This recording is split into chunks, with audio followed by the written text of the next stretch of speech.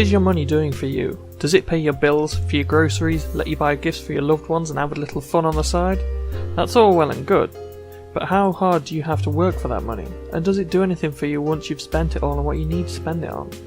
In Rich Dad Poor Dad, Robert Kyosaki explains lessons he learned about how people think about money and how attitude can keep people poor and prevent them from realising their potential financially. Lesson 1. If you spend all of your money on things you need or want, how do you get more? You work for it, and then you'll spend that too, and have to work to get some more. Being trapped in spending your money on things that don't create more money will keep you poor. But what's the alternative? Well, you can look at how money can work for you. A job can only pay so much, but how much can you make by careful investing and creative enterprise?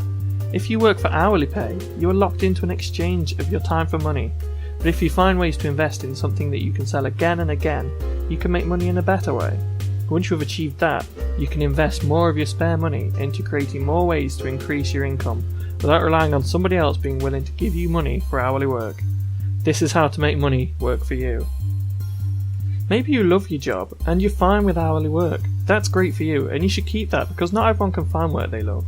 But many people will be better off finding a better way to get paid and not spending their life on something they don't enjoy.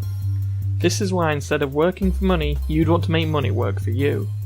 The poor work for money, the rich make money work for them. Lesson 2. Let's compare 3 people. The first is a flashy car, a big house and a well-paid job at which they spend 40 hours a week. The second is a rented house, no car and a part-time job, working only 20 hours a week. The third has a comfortable house they own outright, an economical car and works for himself 30 hours a week. Who is the richest here? You might think person number 1 because he has the most objects and probably the highest income. You probably want to say person number 2 because they seem to have the least possessions. But would you say person 3, who seems to have a middle ground between the two, was the richest? In this scenario, person 3 is the richest. This is because of the importance in seeing the difference between assets and liabilities. Simply speaking, an asset is something that brings you money. A liability is something that takes it away. Person 2 is poor. He has only liabilities and no assets, but he gets along okay and isn't at too high a risk because his liabilities are still fairly low. Person 1 is what could be described as middle class. He has a well-paying job and has nice things, but if we look carefully, those things aren't assets, they're liabilities because they are taking money away from him.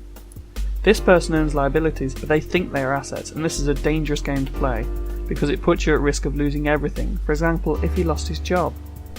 Person 3 is the richest of the group. He owns his house completely, turning it into an asset he could use to make more money if needed. His vehicle fulfills the function of allowing him to live more easily and work more effectively without being a huge drain on resources, and he works for himself, so he can adapt to misfortune more easily. His assets outweigh his liabilities.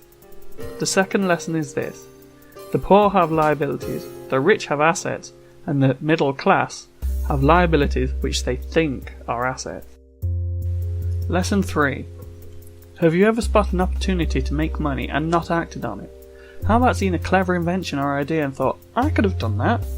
People often think things like this but rarely take the initiative. What separates the rich from everyone else? For one thing, they see opportunities and they take them. If you think you see an opportunity to create a product or a service, or just to sell an idea that isn't being taken advantage of right now, do it. There are countless examples of this, but here's just one. James Dyson was frustrated with his vacuum cleaner and its loss of suction. While supported by his wife's salary, he worked to figure out a way of building a vacuum cleaner without a bag, preventing the loss of suction that plagued machines at the time. He saw things could be improved and worked out a way to do it, becoming a billionaire in the process. This is an example of somebody seeing an opportunity, something people need, that would make their lives better, then acting on it. If more people took initiative and opportunities like this, imagine the world we live in today. Lesson 3 is this: the rich invent money. Thank you for taking the time to watch this video and support my channel. It's the first one for this channel and I'm still learning, so I'd love to hear any suggestions in the comments of how I can improve, or if you have any ideas for what you'd like me to talk about in future. I hope this has been helpful for you and given you an understanding of the book which you can use in your own life. Subscribe for more content like this and I'll see you next time.